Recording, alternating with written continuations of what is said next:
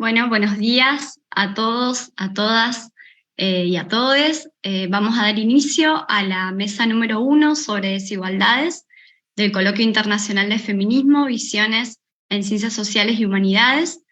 Mi nombre es Romina Cosato, soy integrante de CONICET Argentina y de la Universidad de Buenos Aires y voy a ser quien les acompañe y modere esta mesa. Una mesa en la cual tenemos a 5 expositoras que van a compartir sus trabajos con nosotras. Cada una de ellas va a tener entre unos 10 a 12 minutos para exponer. Yo les voy a avisar por el chat cuando se cumpla, cuando ya falte un minuto más o menos, para que podamos, por favor, respetar el tiempo acordado. Si tenemos un espacio final de intercambio y de preguntas con el público oyente, teniendo en cuenta que nos están viendo a través de YouTube y de Facebook. Entonces la idea es poder recoger comentarios y preguntas que se hagan también en esa plataforma. Entonces, si les parece, le voy a pasar la palabra a Susana Solís, de Chile, doctorante en estudios de las mujeres, discursos y prácticas de género en la Universidad de Granada. Su tesis doctoral versa sobre la relación del modelo psiquiátrico con las mujeres que reciben atención, incorporando perspectivas críticas desde distintos campos de estudio. Te escuchamos, Susana. Hola, muchas gracias. Voy a compartirles pantalla para poder compartir mi presentación. Perfecto. ¿Me comentan si es que lo pueden ver bien? Sí, ok. Bueno, primero mucho gusto en saludarles a todas, a todos, a todos quienes están aquí en la mesa, también a las compañeras que están en la organización también de este espacio.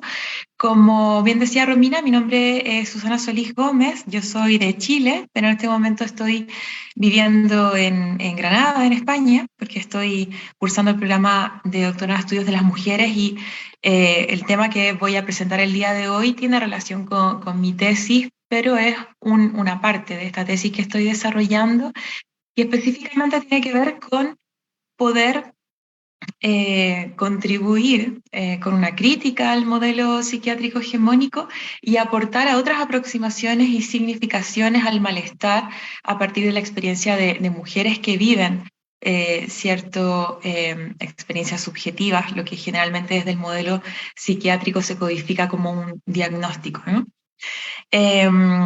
Desde ahí, de modo de una breve introducción, y también a forma de visibilizar un poco los saberes encarnados o los saberes que provienen de la propia experiencia de experimentar malestar, coloco aquí este texto que es de Marisa Wagner.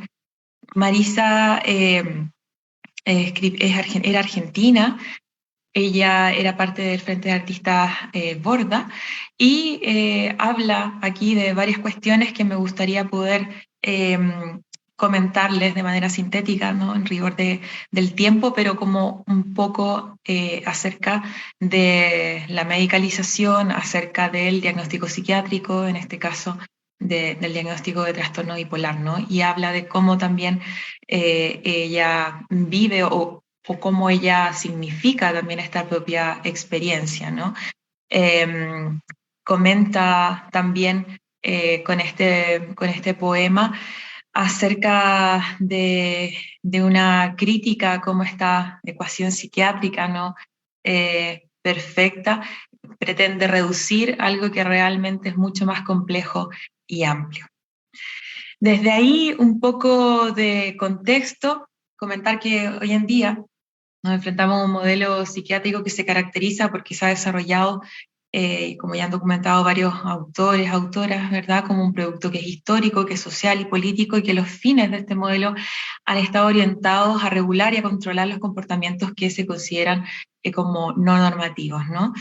Tenemos aportes también que nos hablan acerca de la psiquiatría, como una disciplina que se ha venido autotransformando con el propósito de posicionarse como una ciencia equivalente a otras ciencias médicas y que ha adoptado desde ahí un modelo que es neocrapeliniano y que, sin extenderme más, se basa en la observación de lo que considera síntomas y su duración, pero deja de lado la biografía, los sentidos, los significados atribuidos a la experiencia subjetiva y, por supuesto, la estructura bajo la cual surge el sufrimiento. Y en base a esto mismo también se ha centrado en el diagnóstico psiquiátrico, y el diagnóstico se presenta a su vez como una cuestión o como un producto que es objetivo respecto del que se tienen que desplegar tecnologías, ¿no?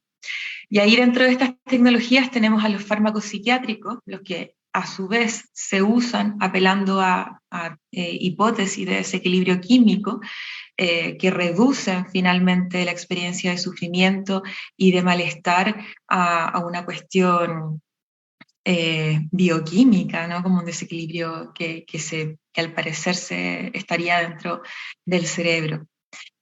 Con todo ello, aún con estas críticas que se han hecho a los diferentes elementos que componen este modelo psiquiátrico hegemónico, tenemos hoy en día una psiquiatría que se sigue expandiendo y que se sigue profundizando, sobre todo en su nexo con la industria farmacéutica. Y de ahí devienen la expansión de muchos más diagnósticos psiquiátricos con cada edición del DSM, ¿cierto? Del Manual Diagnóstico y Estadístico de Trastornos Mentales, y también la prueba con nuevas tecnologías para afrontar el malestar bajo esta idea del desequilibrio químico, donde hoy podemos ver que se hacen pruebas con LSD o se hacen pruebas con psilocibina, pero seguiría pasando lo mismo, de dejar a un costado la vivencia como un producto biográfico en donde interfieren cuestiones políticas, sociales y también económicas. Desde ahí, y vamos hacia los aportes feministas, ¿verdad? Y solo por mencionar algunas, porque también estos aportes, estas contribuciones se han venido elaborando desde hace varias décadas. Principalmente estos desarrollos nos hablan y nos advierten también acerca de cómo la psiquiatría despliega estrategias particulares para el control y la regulación del comportamiento de las mujeres en específico, ¿no? En mi presentación estoy hablando específicamente de mujeres cisgénero en el contexto occidental, ¿okay?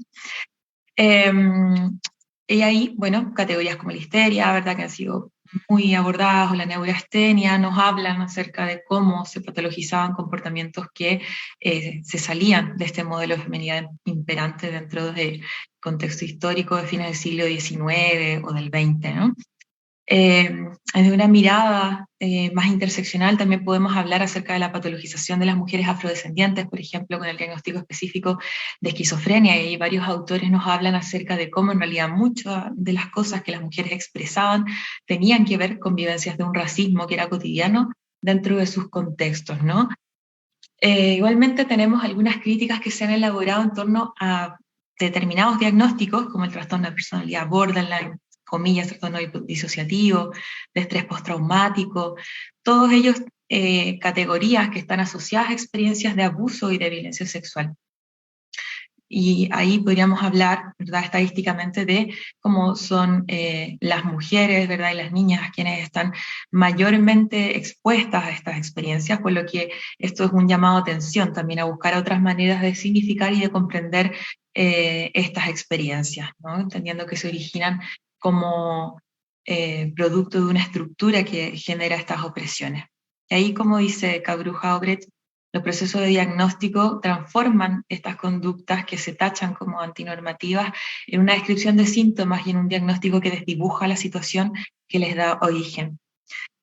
Aquí también coloco una pequeña cita acerca de una crítica a cómo se ha venido trabajando la idea de trauma dentro de los desarrollos tradicionales. Y Emma Seris, que es trabajadora social, habla acerca de cómo este léxico también descontextualiza y coloca en un lugar que es ahistórico las vivencias de las mujeres sobrevivientes de violencia. Estos antecedentes también nos indican que las mujeres a quienes se les prescriben muchos más fármacos, específicamente ansiolíticos, antidepresivos, hipnóticos, ¿verdad?, se medicaliza entonces este sufrimiento que proviene de esta exposición a violencias de género en relaciones de pareja, a experimentar violencias sexuales, violencias racistas, maltratos en la infancia, malestares que surgen por la distribución desigual de tareas, por el ejercimiento de labores de cuidado, remunerados, no remunerados, por situaciones de migración, entre otras, ¿no? Y todas estas situaciones nos expresan o también nos llaman a colocar la atención en que estos sufrimientos y estos malestares responden, y aquí conecto también con el concepto que es el paraguas de esta mesa en que estamos compartiendo hoy día, de una determinada vulnerabilidad que es una vulnerabilidad de tipo estructural, ¿no? Que se produce dado que existe una organización social, jurídica, política, que provoca que exista exposición de determinados colectivos a ciertas violencias, ¿no? Por razones de racialización, de clase, de género, de orientación sexual, identidad de género. Específicamente también, por ejemplo, hablando acerca de las mujeres que pertenecen a pueblos originarios, sería importante poder pensar el malestar subjetivo y el sufrimiento en conexión con los procesos extractivistas dentro de los propios territorios en donde ellas viven, y poder establecer conexiones entre este sufrimiento que se individualiza desde esta perspectiva dominante, que se medicaliza, que se codifica en un diagnóstico, con la afectación que tienen los territorios, sobre todo los territorios del sur, por ejemplo, y que es una consecuencia directa de este modelo económico y de esta organización económica actual, como un punto que me parece también importante de mencionar.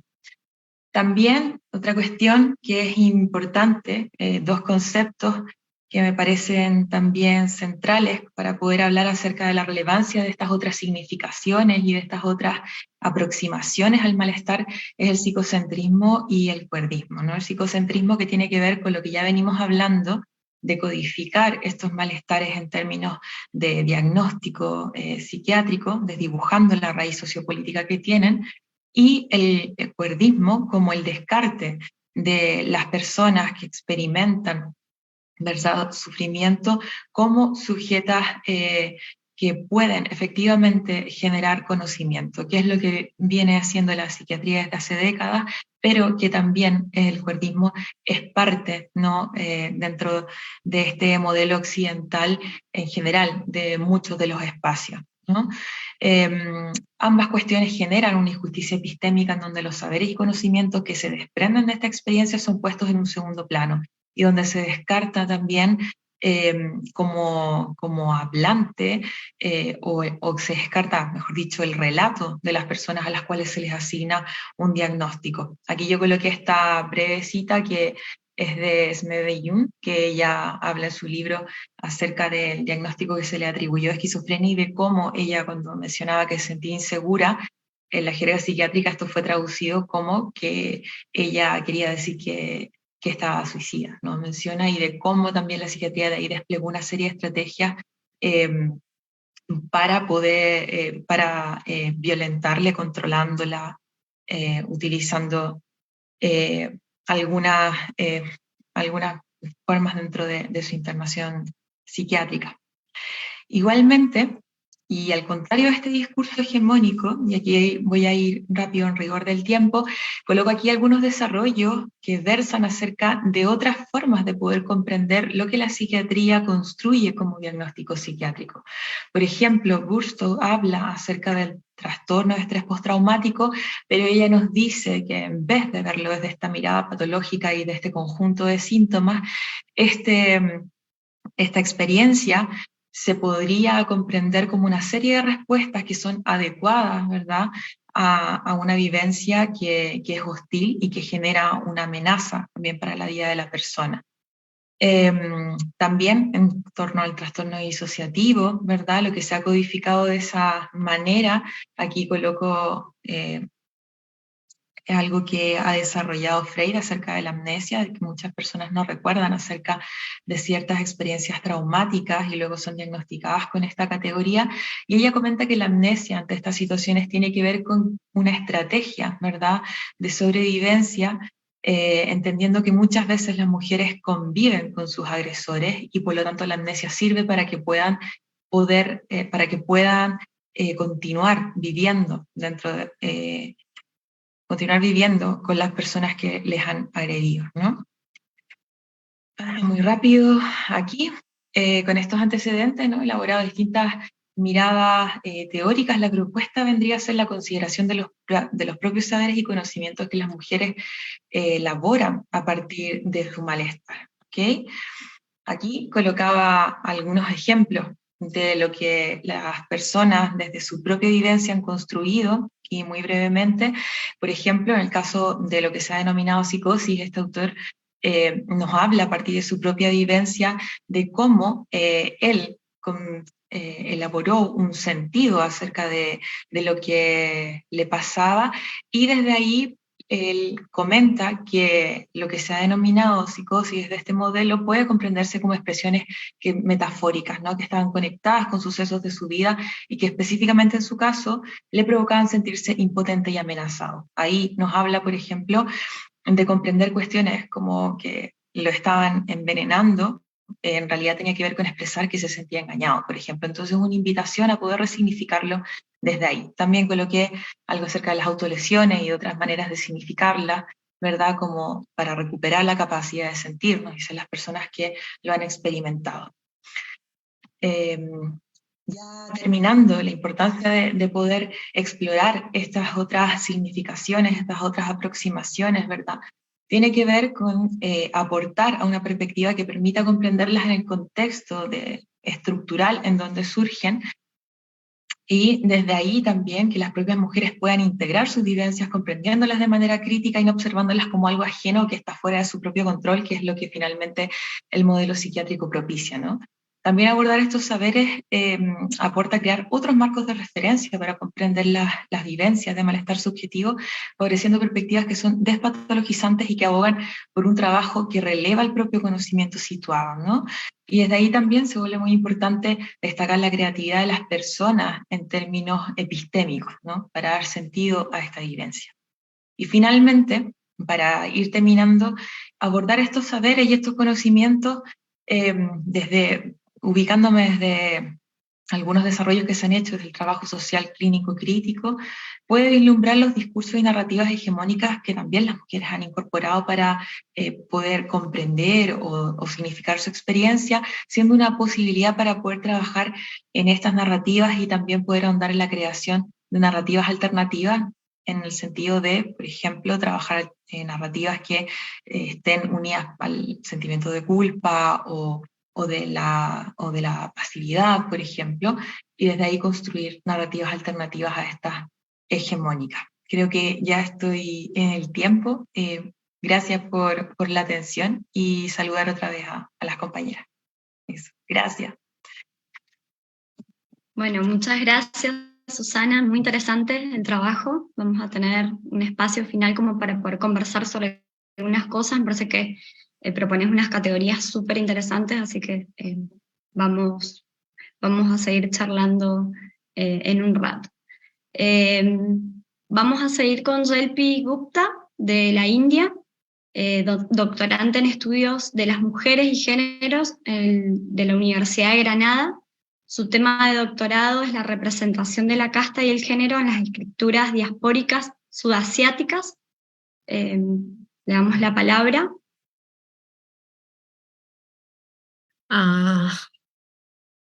Muchas gracias. A ver que puedo compartir la pantalla.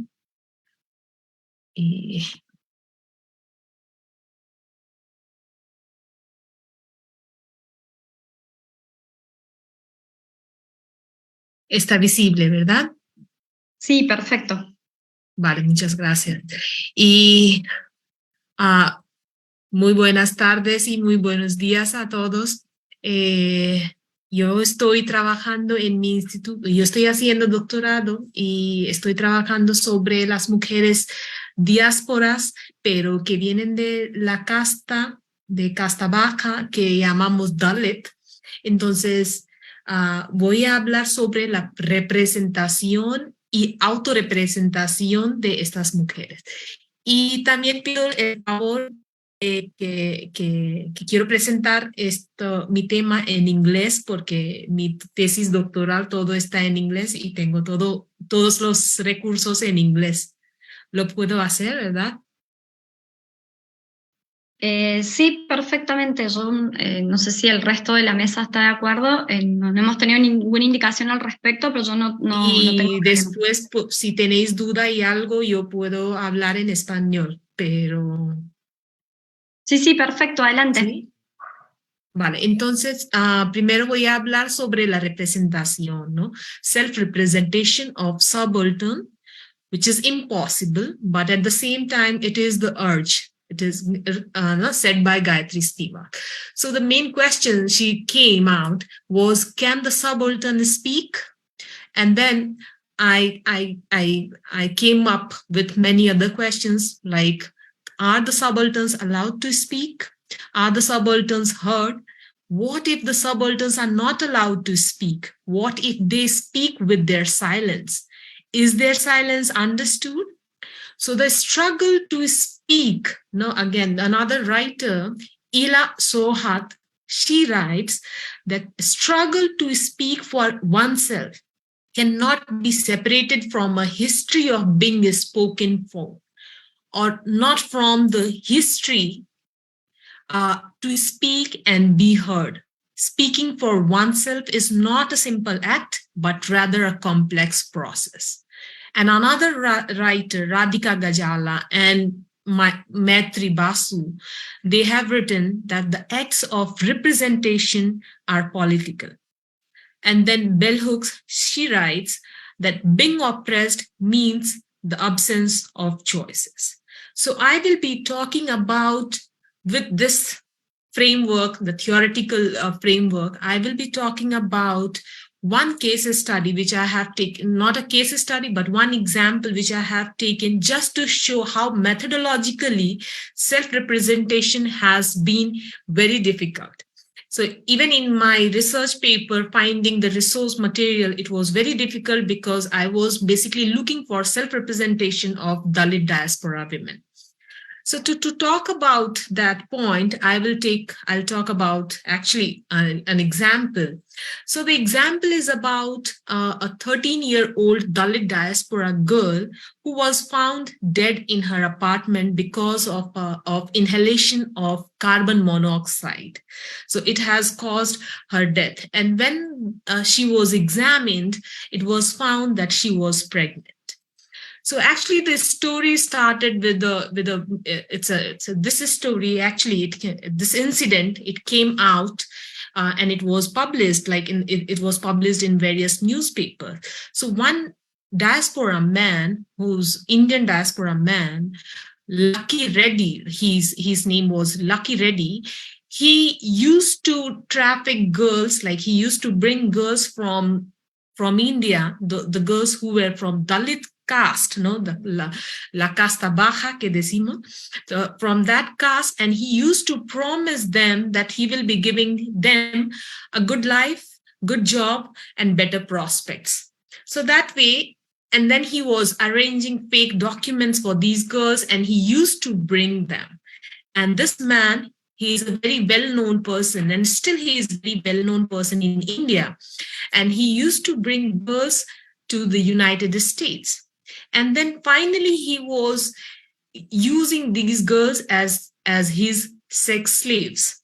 So one day when the girl was found dead, and then the narrative starts from here, I want to present this one, that he did not want others to know what happened in his apartment, because he didn't want everybody to know what he has done. So he asked his workers to dump the body before anybody knows about her. So, however, so this was the first thing to suppress the voice, to dump her body, because this body, a silent body, could be a bigger voice for the people to listen. However, people gathered there and saw that the body which came out of the carpet in which it was wrapped, so it came out and the people saw there.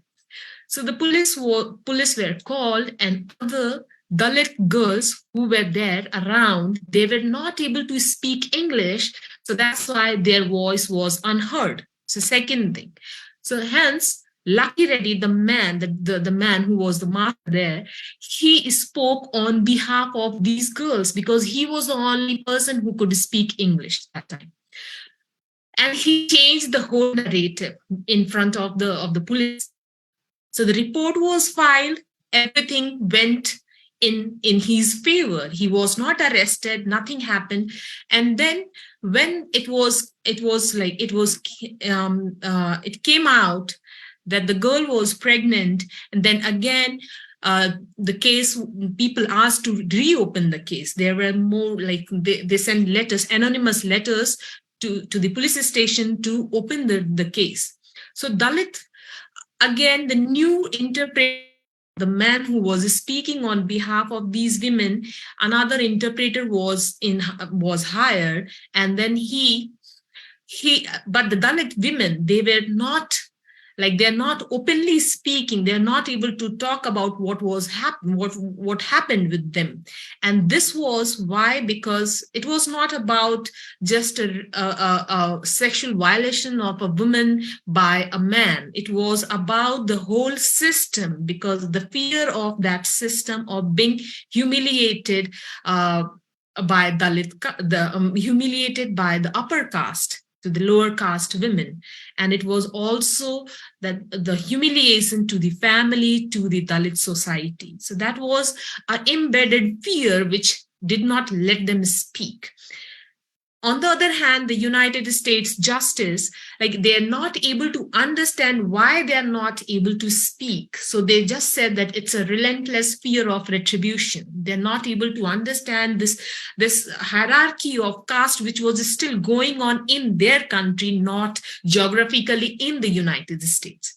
So, and because of that system, girls, the Dalit women, they were not believing that the United States justice will be able to justify the case. They were not having faith in that. So meanwhile, another narrative, a Brahmin narrative, the upper caste narrative, came out that the interpreter had intentionally changed the testimony of the Dalit women. So then again, finally, he got the conviction for 7 years. However, the strangest thing was that there was enormous support which was given to Lucky Reddy, and it was coming from the high caste, dominant caste community, who said that this case is a misunderstanding, and there were consensual relationships between the man and the sex slaves. For them, for the upper caste, dominant caste, the things which happened was very normal, because the same structure, cultural structure, they have borrowed it from their own country, from their own land, where they have always seen the violation towards the Dalit women. So when Reddy was detained for 7 years, he apologized to his family, but he never felt ashamed for the people he suppressed. And then now he continued to have a philanthropist phase among Dalits, as this news did not spread, whereas it was told and retold in a molded form. It's a very Brahmanical form. So the girls have been projected culprits in the society because people, Dalit community itself, they said that because of them, the Masiha, the master of the poor Dalits, had to go to the jail. So Dalit women's representation in this case, what I have observed has failed repeatedly because of several reasons, starting from the language, the patriarchy, Brahmanical patriarchy, and racism. So in this example, just a second.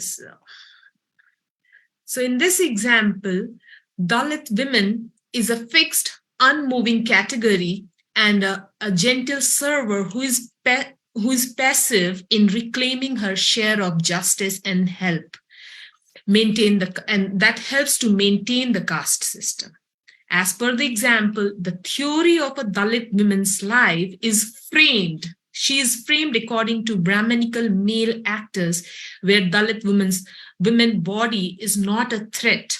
Is not a threat to the Brahmanical system.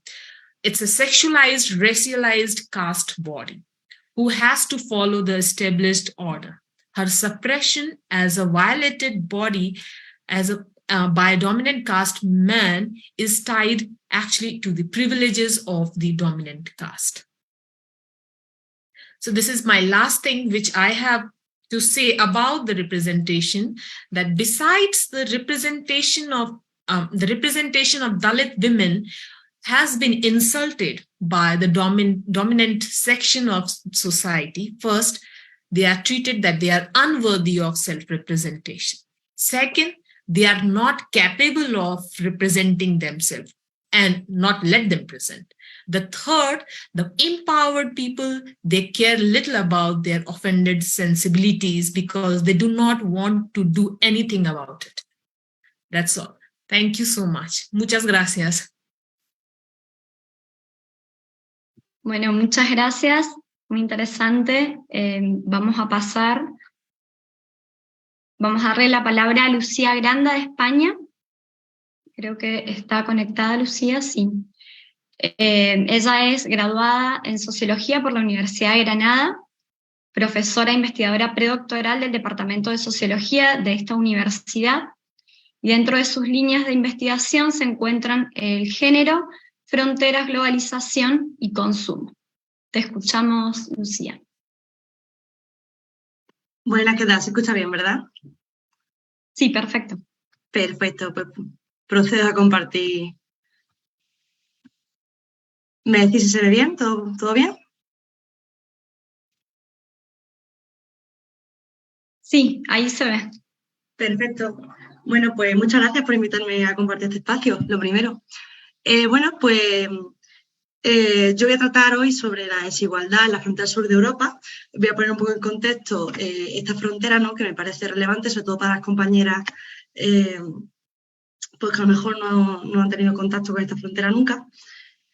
Simplemente decir que, bueno, esto está dentro de esta investigación, pero estamos colaborando ahora con profesoras de Barcelona, ¿no?, para seguir investigando esta desigualdad de la frontera, concretamente en el trabajo del hogar y de los cuidados, ¿no? Sabemos que es un trabajo muy feminizado, muy precario, y es verdad que aquí en España se están dando cada vez más avances en este aspecto, ¿no?, de intentar que haya un convenio, que se respeten los salarios, que tengan derecho, bueno, a paro cuando indemnización cuando se despiden, pero sin embargo esto no ha pasado con las mujeres transfronterizas que trabajan en la frontera sur de Europa. Antes que nada quiero poner en contexto dónde está esta frontera. Y no sé si se pasa, no se pasa, ¿verdad?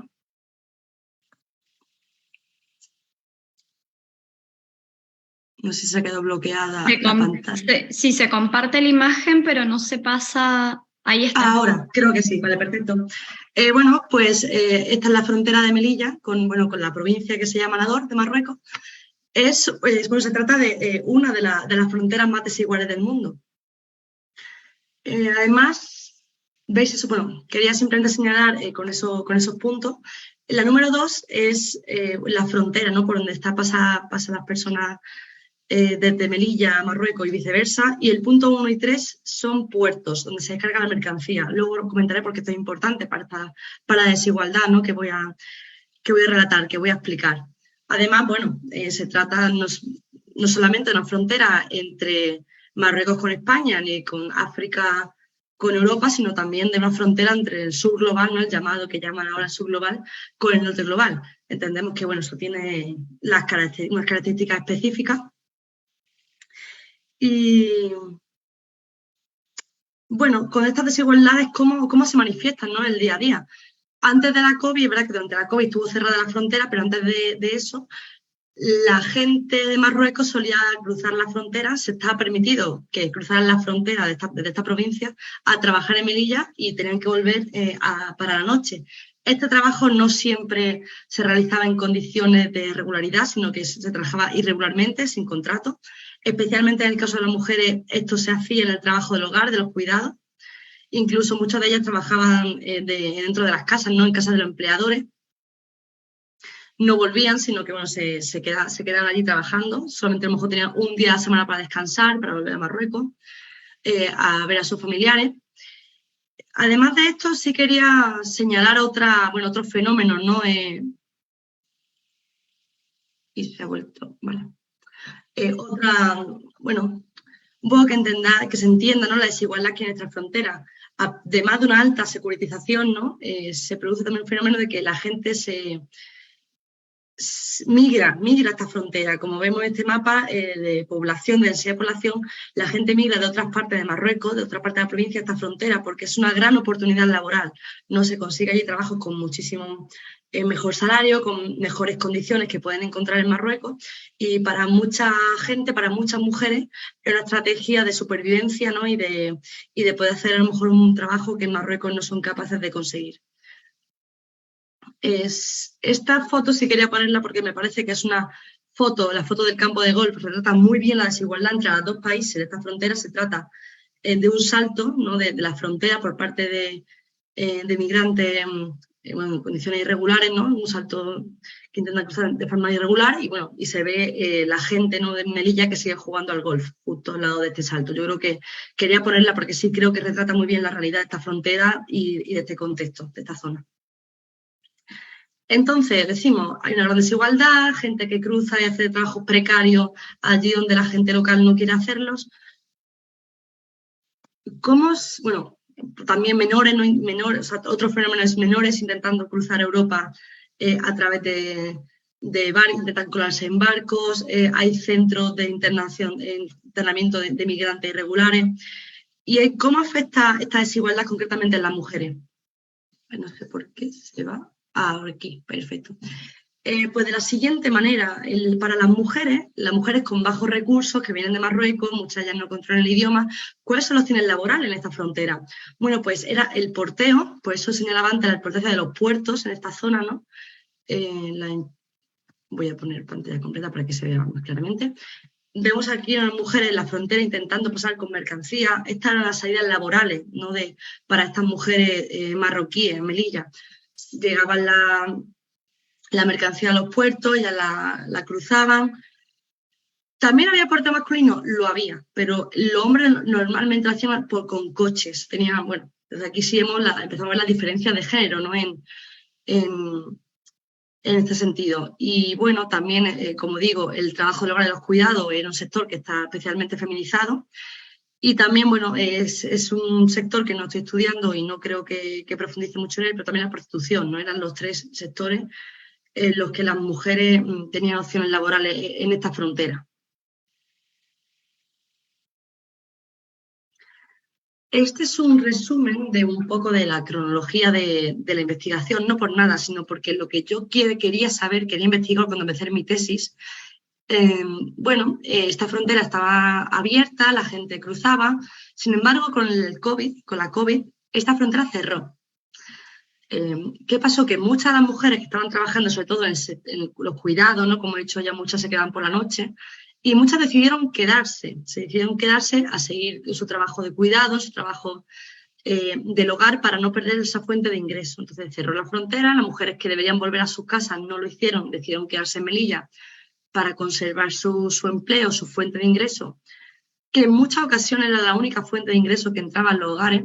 Y, por supuesto, bueno, para esta investigación he seguido una perspectiva feminista interseccional, ¿no? Sabemos que debemos analizar todos los ejes de opresión, todas las categorías de discriminación para entender el contexto, ¿no?, y las decisiones cuando hablamos de estrategias de supervivencia de las mujeres.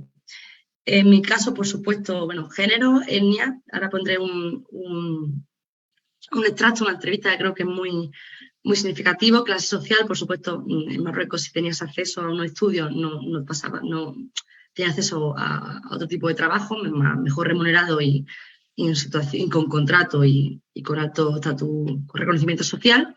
Estatus migratorio, insisto, cuando ellas se quedaron en Melilla, estaban en situación irregular, o sea, que se convirtieron en mujeres que estaban en situación irregular en Melilla, dentro de las casas de sus empleadores, con una alta vulnerabilidad, ¿no?, ante determinados tipos de violencia, tanto directa como estructural, ¿no? Creo que anteriormente la compañera Susana ha hecho mención, ¿no?, a este término.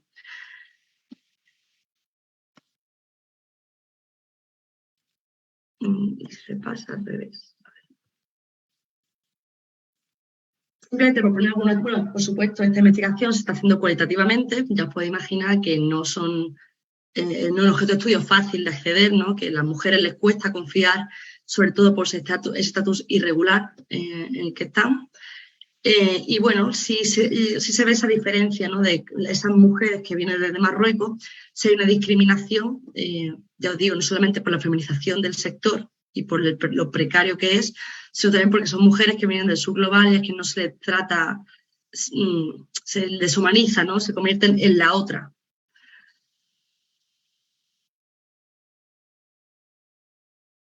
Bien, bueno, con respecto a lo que comentaba antes, en esta situación de vulnerabilidad, de desigualdad, de vulnerabilidad en las que estaban, las mujeres que ya experimentaban violencia en sus lugares de trabajo, esto se intensificó. Incluso el momento más duro de la COVID, ¿no? Del confinamiento, muchas fueron expulsadas de sus hogares donde trabajaban, no solo donde trabajaban, donde vivían, y se quedaron en la calle sin posibilidad de encontrar otro lugar o volver a su país. La frase que hay, bueno, de si yo regreso, que es un código en vivo de esta entrevista, es: si yo regreso a Nador, mi familia no tiene con qué comer. Cuando hablaba la compañera Shilpi de esta frase de Bell Hooks, ¿no? De estar oprimido es no tener elección, ¿no? Me ha recordado mucho esta frase de: yo no es que tenga opción de volver a Marruecos, es que no puedo, porque mi supervivencia depende de quedarme aquí, seguir trabajando y poder mantener a mi familia. También, bueno, una cosa de mi investigación que sí me gustaría señalar es que es verdad que esta situación ha dado lugar a una situación de violencia, de vulnerabilidad, pero también una oportunidad de emancipación. Estas mujeres, cuando volvían a Marruecos, muchas veces se enfrentaban a esta doble jornada, ¿no? De tener que volver y seguir cuidando, seguir haciéndose cargo de los trabajos del cuidado y del hogar en sus propias casas. Y cuando se han quedado en Melilla, han visto que, bueno, cuando terminaron su horario laboral tenían otras opciones, como por ejemplo de formación. Muchas hicieron cursos, pues, de idiomas, de formación de otros sectores, por ejemplo la hostelería, que sí le abre la puerta a otros trabajos menos precarios. Señalar simplemente que las que se quedaron en Marruecos pues se vieron muy limitadas, accedían a trabajos muy precarios, muy inestables, muchas veces en fábricas, ¿no? Que allí, no sé si hay alguien de México, de la frontera de México, sabemos que el trabajo en la fábrica, las mujeres son las que más contratan y tienen unas condiciones bastante inhumanas, ¿no? En las maquilas mexicanas, creo que el caso más famoso, ¿no? Bueno, esto es lo que he comentado antes, ¿no? Esa oportunidad de avanzar, cuando se quedaron en Melilla, de formarse, y señalar que también se convirtieron en las cabezas de familia. Dejaron estaban allí, sus hijos estaban cuidados muchas veces por la abuela, las cuñadas, las hermanas, ellas se convirtieron en cabezas de familia, con una mayor posibilidad de negociar, ¿no? De mantener no solamente a su familia, sino muchas veces amigos, vecinos, familia extensa. Vemos aquí, bueno, el caso de una mujer, ¿no? Que se sacó el curso de manipuladora de alimentos, le permitió formarse, está buscando trabajo en otros sectores menos precarios. Y para terminar, señalar que, bueno, cuando se abrió la frontera, las que estaban en situación irregular y que si se iban no podían volver, siguieron estando en una situación en que para ellas la frontera seguía cerrada. Seguían teniendo que ir en casa de sus empleadores, siguen estando en situación irregular a día de hoy, y fijaos que cruzar la frontera son 10-15 minutos, o sea, está al lado, no es una migración, digamos, que como no puede ser, ¿no? De América Latina, a lo mejor a Estados Unidos o Europa. Sin embargo, ven que no tienen opción de cruzar la frontera y que para ello, aunque sean 10 minutos de cruce, son kilómetros de distancia. Bueno, se hizo con tarea fundamentada, no sé si alguien quiere luego hacerme alguna pregunta respecto a esta metodología. Y bueno, estas son algunas de las fotos de trabajo de campo, que creo que siempre ilustran bien una investigación empírica cuando se hace y ayuda a la gente que está escuchando a imaginarse esa frontera. Y ya está, creo que con esto sería todo. No sé si voy bien de tiempo, Romina, si he estado a la altura. Sí, perfecto, perfecto. Te has ajustado perfectamente. Muchas gracias. Bueno, vamos a seguir con la próxima expositora, Belén Tapia, de Chile. Ella es psicóloga, magíster en psicología con mención en psicología comunitaria de la Universidad de Chile, pasante becada de la Fundación Carolina en Instituto de Investigación Feminista de la Universidad Complutense de Madrid, Trabaja como psicoterapeuta feminista, docente e investigadora. ¿Te escuchamos, Belén? Hola a todas, a todos, muchas gracias por la invitación, muchas gracias a las personas que armaron, planificaron y nos permiten que hoy día nos podamos encontrar. Como decía Romina, yo soy chilena, soy del sur de Chile y hoy día estoy habitando en Santiago de Chile, que es la capital de esta ciudad. Yo vengo de una familia de mujeres textileras y mujeres bordadoras y costureras, entonces mi posicionamiento tanto teórico como activista se instala desde ese lugar. Hace un tiempo que levanto talleres con metodologías participativas, metodologías críticas, pero además hice mi tesis para optar al grado de magíster en esta misma temática, en cómo los hilos, cómo el bordado, las costuras pueden promover prácticas de producción de lo común y prácticas de subversión y de resistencia feminista. Entonces, en ese contexto,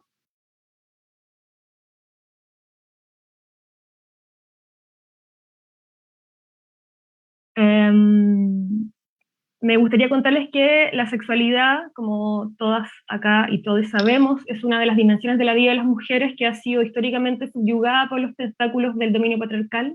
Muchas de las mujeres que son parte de nuestros linajes, incluso nosotras mismas, cargamos con dolorosas y traumáticas experiencias de violencia sexual, guardando guardando de forma silenciosa y enquistada nuestros cuerpos, que impide la recuperación del placer y del buen vivir. Urge favorecer procesos de reparación, subversión y recuperación de sexualidades libres y gozosas, centradas en la conexión con nuestros cuerpos y con el cuerpo colectivo del que somos parte. Las prácticas textiles, y aquí es lo que yo aporto a esta mesa, se ponen a disposición de la transformación feminista, y los hilos, como amorosos y coloridos aliados, nos acompañan en la creación de un nuevo horizonte civilizatorio. Específicamente en esta presentación me gustaría compartir con ustedes una experiencia que se llama Los pliegues de la sexualidad. Acá hay una imagen de ese espacio, de ese taller. Los pliegues de la sexualidad fue una experiencia transdisciplinaria, un colectivo de danza chileno que se llama Colectivo Empuja, desarrolla una obra de danza que se llama Vagina, y en ese contexto necesitan que un grupo de textileras construya un lienzo que refleje una vulva. Para eso, el colectivo Danza Empuja invita a un grupo de textileras mayores, muchas de ellas habían sido víctimas de violencia sexual durante la dictadura militar de Pinochet, y frente a esa invitación, las textileras manifiestan que ellas tenían muchas ganas de participar de este espacio y construir un lienzo que representara una vulva o una vagina para que fuese parte de la obra de danza, pero manifiestan que le da mucho temor hablar sobre la sexualidad porque es un tema que ellas consideran que ha significado mucha violencia en sus vidas y es un tema que hace un tiempo dejaron de hablar. Ante eso, el Museo de la Solidaridad, del cual estas textileras son parte, Museo de la Solidaridad Salvador Allende, que queda en el centro de esta ciudad, de Santiago, considera que una buena idea es invitar a una psicóloga, y ahí entro yo, una psicóloga que tuviese conocimientos textiles, pero que también tuviese conocimientos sobre el manejo de la sexualidad o el abordaje de la sexualidad desde una perspectiva feminista. Entonces se junta este grupo transdisciplinario de bailarinas, de textileras, de mujeres textileras, muchas de ellas mayores, entre 60 y 80 años, y yo, como psicóloga comunitaria, en el fondo con conocimientos y con intereses desde los feminismos.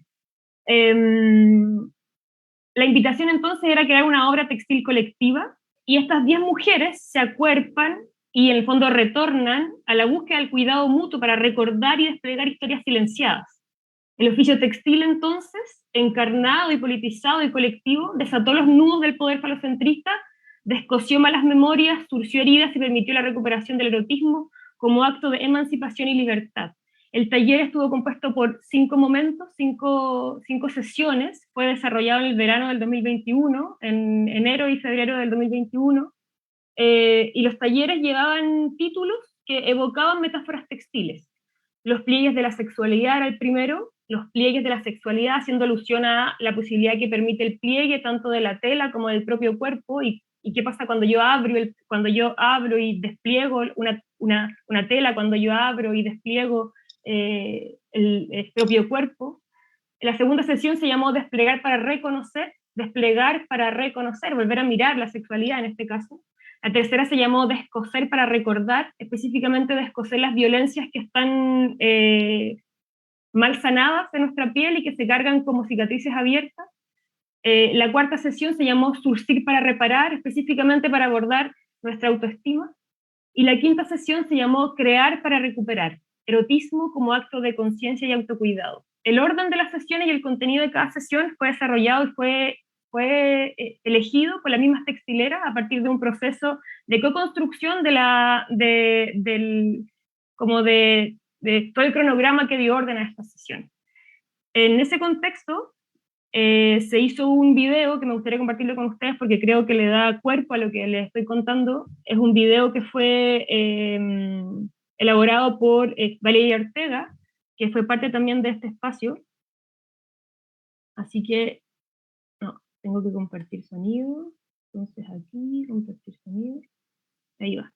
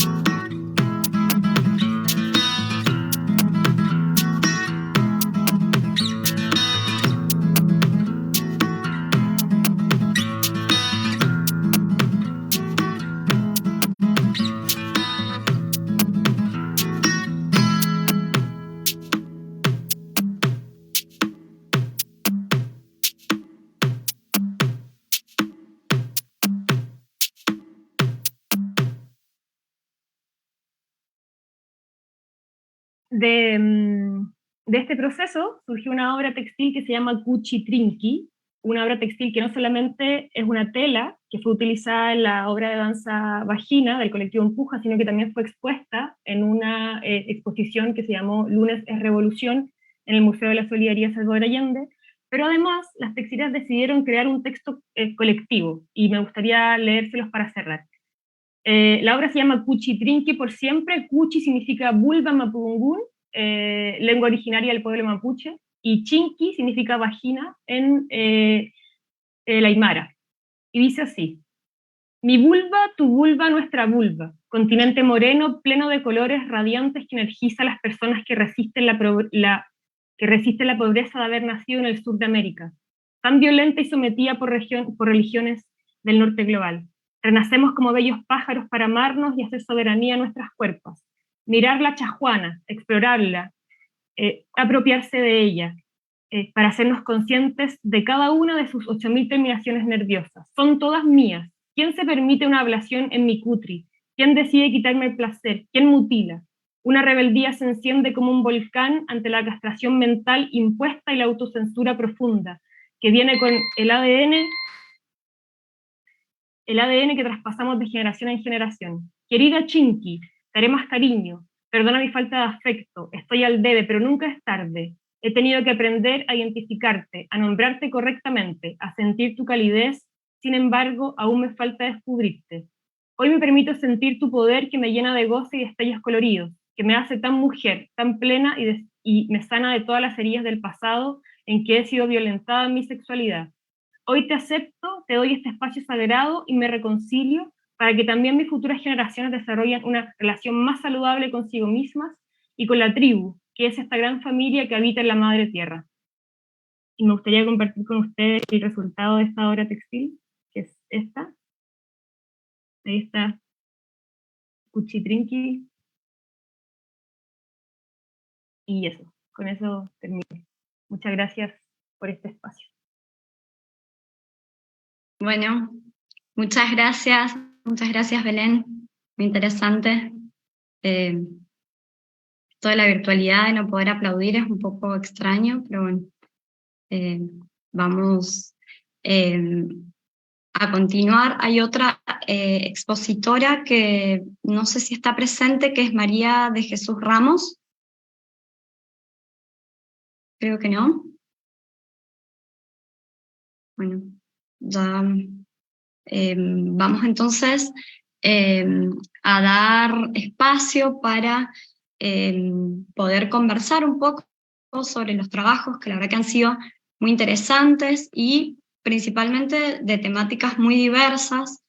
Creo que esto en algún punto da cuenta de este carácter multidimensional, ¿no?, de la categoría de igualdad que hoy nos convoca, y que creo que es fundamental, ¿no?, para los estudios de género y feministas, y que en alguna medida permiten vislumbrar la desigualdad sexogenérica, ¿no?, como lo vienen abordando los distintos trabajos, pero también, como decía Lucía, las intersecciones, ¿no?, con otras desigualdades que están vinculadas a la clase, a la raza o etnia, a las sexualidades, al factor generacional también, al estatuto migratorio, y que, bueno, que permiten en algún punto profundizar una mirada situada, ¿no?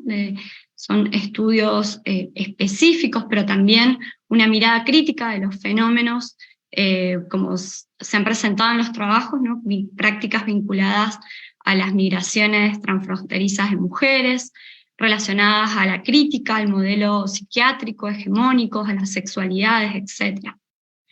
Entonces, bueno, a partir de este abanico de propuestas para pensar las desigualdades a través de diversas intersecciones, es que vamos a abrir este espacio de intercambio, que les pido a las expositoras que habiliten sus micrófonos y que también ellas puedan hacer preguntas o comentarios a sus compañeras.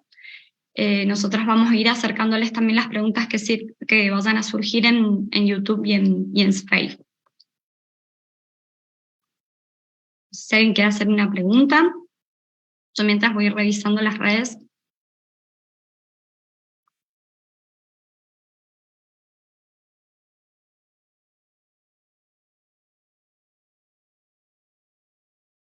Bueno, voy a hacer una pregunta yo entonces para abrir. Hay algunos trabajos, tanto el de Susana como el de Belén, que tienen puntos de contacto interesantes. Bueno, en primer lugar, preguntarle, me quedé como un poco interesada en el trabajo de campo de Lucía, cómo es que realizaste el trabajo de campo, si es que tuviste alguna dificultad para el acceso a las entrevistas, teniendo en cuenta que es una zona de frontera. Si nos puedes comentar un poco cómo ha sido esa elaboración del trabajo de campo.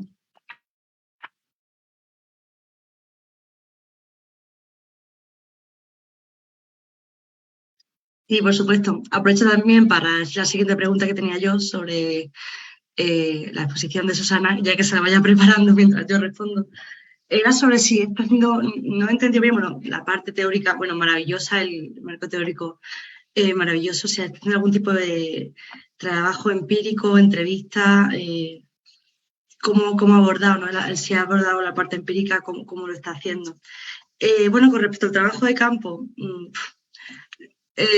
como he comentado anteriormente, es un objeto de estudio muy difícil de acceder por muchos motivos. Primero, porque era población que no estaba dispuesta siempre a hablar, por motivos obvios, ¿no? De estaban en situación irregular, no se fiaban, muchas no hablaban el idioma, lo cual complicaba muchísimo más esta entrevista, este contacto. Las formas en las que se ha intentado encontrar a estas mujeres ha sido dos. Bueno, primero, a través de ONG, yo estuve 3 meses trabajando en una ONG, entonces pues ya ellos me facilitaron los contactos, creo que es una buena fuente para contactar con esta población, ¿no? Siempre yo, cuando no me preguntan, creo que siempre que acude a este tipo de asociaciones. Luego, por supuesto, por bola de nieve, ¿no? Cuando contactabas con alguien, intentabas que te diese otro contacto, siempre había otro contacto, y si no, un amigo, un familiar que te podía dar este acceso. Y sí es verdad que era especialmente complicado entrevistar a aquellas personas que estaban al otro lado de la frontera, sobre todo cuando estaba cerrada, ¿no? Muchas veces se hacía uso de intérpretes, ¿no? Incluso mujeres que yo estaba entrevistando, conocí a una amiga que no conocía idioma, pues se hacía ellas mismas hacían de intérprete. Y una cosa que, bueno, sí daba confianza, no era que una amiga te contase que había hecho entrevistas, que todo había ido muy bien, que había sido una conversación amena, informal, entre, bueno, nada, que se podía hablar abiertamente sobre la violencia que habían experimentado. Entonces, en ese sentido, creo que el primer paso era crear un clima de confianza, y para mí ha sido la clave y la llave para acceder a otras mujeres.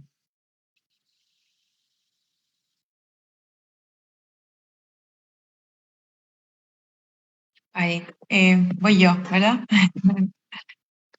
Sí, bueno, lo que planteaba en esta presentación es parte de algunas ideas que estoy planteando en un artículo de reflexión teórica, pero sí es parte de lo que está contemplado dentro de la tesis que estoy desarrollando. Es uno de los aspectos en cuanto a la construcción de estos otros significados a la experiencia subjetiva.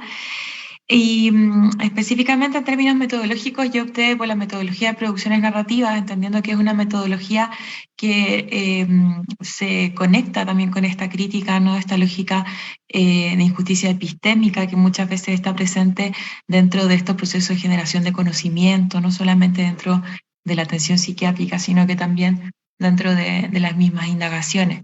Y desde ahí rescato de esa metodología el hecho de que aporta a que se visibilice y se coloque también como un producto epistémico la mirada o la visión que tienen las propias mujeres acerca de su vivencia, dejando también esta visión generalmente preponderante de quien investiga en un plano que no sea tan jerárquico, ¿no? Y es la metodología que está contemplada. Yo en este momento todavía no he comenzado con el trabajo de campo, estoy muy cerquita, espero pronto poder hacerlo, pero esa es más o menos la propuesta a la que estoy trabajando.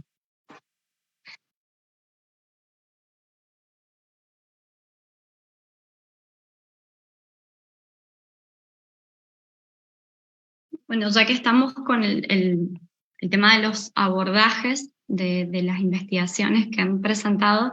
Recién cuando veía el video que presentaba Belén, veía que, bueno, un grupo de 10 mujeres se veían de diferentes edades, algunas. Quería preguntarte si ese elemento, si lo generacional, tenía alguna incidencia en lo que ha sido tu análisis del taller o de la participación, teniendo en cuenta que uno de los temas es el tema de las sexualidades. Sí, muchas gracias por la pregunta y por el interés en el fondo. Sí, yo creo que fue fundamental lo intergeneracional y lo transdisciplinario, como todos los cruces, ¿no? Invitando aquí como a, no sé, la búsqueda de esa fisura donde nos podemos encontrar y donde podemos intercambiar incluso distintos oficios. Cómo la psicología se encuentra con el textil, cómo el textil se encuentra con los feminismos, cómo el textil y los feminismos se encuentran con la danza, y cómo ahí el cruce de esas diferentes disciplinas se vuelve un lenguaje posible, un lenguaje otro, un lenguaje común para encontrarse entre personas de diferentes edades. Cuando nos encontramos con estas mujeres mayores, que en el fondo algunas de ellas tenían 80, con otras trayectorias vitales, con otras experiencias políticas también de resistencia a partir de la dictadura militar chilena, pensábamos que quizás iba a ser difícil encontrar como una experiencia común o un lenguaje común. Y ahí para mí el textil se puso a disposición de forma muy amorosa, a partir de la cromática, de las texturas, de las espacialidades que están disponibles cuando trabajamos con el textil, o con cualquier materialidad quizás. Yo conozco más el textil, por eso hablo desde ahí. Y los hilos fueron como el lenguaje que nos permitió encontrarnos. Como fue creado y sentipensado desde una epistemología feminista, la búsqueda siempre fue horizontal, rizomática, colaborativa, recíproca. Entonces, la diferencia generacional no implicó posicionar algunas sobre otras, como tampoco lo fue el tener más conocimientos teóricos, en el caso mío o de las bailarinas, sino que se pusieron a disposición del ejercicio común, de la búsqueda del buen vivir, del volver al placer. Había un deseo muy profundo de dejar de vivir la sexualidad con dolor. Y yo creo que ese fue como el motor que nos permitió encontrar los lenguajes para poder conversar, a pesar y más allá de que teníamos distintas etapas del ciclo vital. Había algunas que estaban maternando, otras que ya habían pasado por la menopausia hace rato, otras que no tenían ninguna intención de ser madre e incluso no se vinculaban desde ese lugar. Eso fue súper bonito. Y yo en realidad quisiera preguntarle a Chilpi. Yo no entendí mucho lo que ella dijo, ¿no? Porque no manejo mucho el inglés y tampoco entendí mucho lo que ella quería proponer. Me gustaría saber si es, y me quedé con muchas ganas de poder entender lo que estaba proponiendo. Me gustaría saber, para mí y para las personas que no manejamos el inglés como primera o segunda lengua, si es que pudieses compartir un pequeño resumen de lo que nos contaste. Eso.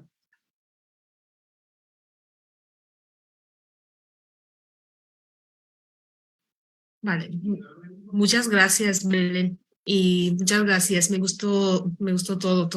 Y las presentaciones que sí que puedo conectar muy bien con el tema de Lucía, porque yo no tengo eso de trabajo de campo, pero claro, yo estoy trabajando con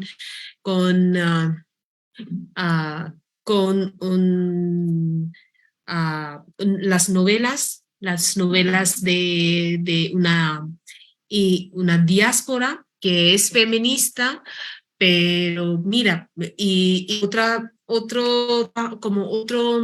recurso que tengo es como sitio matrimonial, es como un app, Tinder, pero es como para el matrimonio, ¿no? Encontrar un chico o chica para casarse. Y estoy trabajando sobre un blog. Entonces, como mi intención, trabajando en 3 diferentes textos, es buscar la representación de casta y el género interseccionado. Obviamente la clase también está ahí, y viendo esto en estos 3 diferentes sitios. Entonces, como en mi primer trabajo que yo he elegido, las novelas escritas por las feministas, donde las mujeres solo ponen el género y no están hablando de castas, y cuando no están hablando directamente hay, pero existe como un carácter secundario que no está visible. No está visible en las novelas, pero hay. Cuando lees, hay unas partes donde escriben, pero solo para mostrar o intercambian las palabras de clase y casta. Entonces está como por una feminista, mujer feminista de clase alta y digamos la casta alta también. Por otro lado, el matrimonio, el sitio matrimonio también igual, como es un mercado de buscar hombre y mujer para casarse, pero todas las como requisitos, criterios, como no, requisitos que hay, lo ponen, es como típicamente un cuerpo de clase alta, típicamente los como los rasgos, caracteres y también todo es de clase o casta alta, y donde las mujeres de casta baja, que este espacio no es para ellas. Entonces es como si tienen que entrar en este sitio para buscar marido o chico para casarse, entonces tienen que cambiar su identidad o como su cuerpo y como no mostrarse o caer, como, no sé, quejar o no, caer a como to fit something, como, no sé, cómo decir esto, pero no sé, pero sí que tiene que cambiarse mucho para como mostrarse como una mujer querida, como no, que quieren a ella como una mujer para casarse, pero todavía al final la casta es una pregunta que viene especialmente cuando hablamos de matrimonio, porque matrimonio crea la comunidad, entonces las mujeres ahí están como bordeadas, como no están la parte de este tipo de juego que están haciendo por los sitios matrimoniales. Y otro que lo he elegido como el blog, que es donde las mujeres y los hombres también de castas bajas están hablando de intersección de género y casta, y ahí puedo ver voces están escribiendo directamente sus experiencias de ser un diáspora o una diáspora de casta baja en Estados Unidos.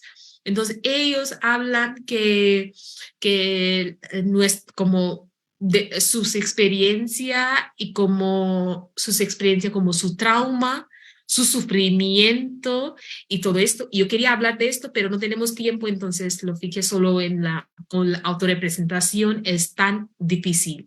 Entonces ellos están hablando de esto, o ellos y ellas están hablando, y cómo su sufrimiento, su dolor, su trauma es su historia, que pertenecen y se buscan a sí mismo en sus traumas, porque quieren como aprender de su trauma. Entonces están hablando de su trauma, cómo recuperar de su trauma a través de su trauma.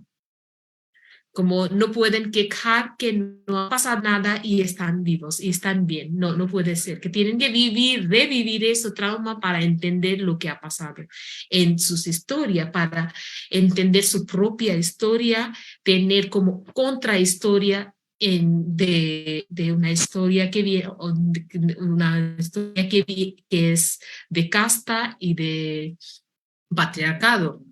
No sé no sé, he hablado como explicado o no.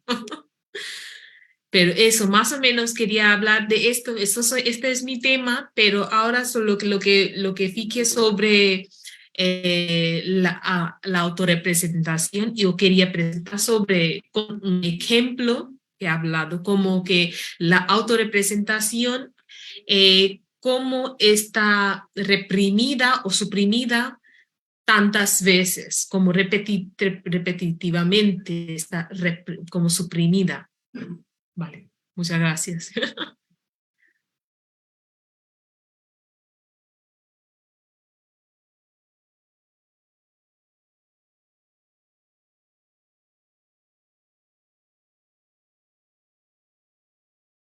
Bueno, muchas gracias, Yelpi, la verdad que por hacer esta síntesis y esta recuperación eh, y, bueno, y ver esto, ¿no? Los puntos de contacto también con la investigación de Lucía, ¿no? Y la cuestión de la frontera también como un lugar para pensar el tema de las desigualdades, ¿no? Que es un terreno productivo para eso, me parece.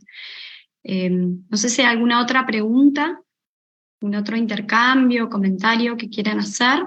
Ya estamos casi sobre la hora, pero ha sido una mesa hermosa, la verdad que estoy súper contenta, las felicito, súper interesantes los trabajos. Eh, y bueno, y si quieren hacer un último comentario.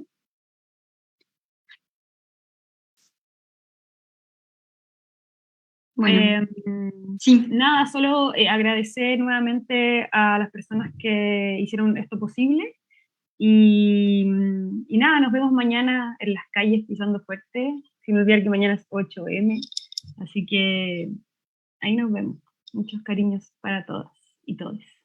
Bien, bueno, muchas gracias de vuelta. Y bueno, seguiremos atentas, van a seguir las mesas, creo, en estos días, así que bueno, seguir ahí el programa de este coloquio que la verdad que está súper interesante. Les mando un abrazo desde Argentina y les agradezco mucho.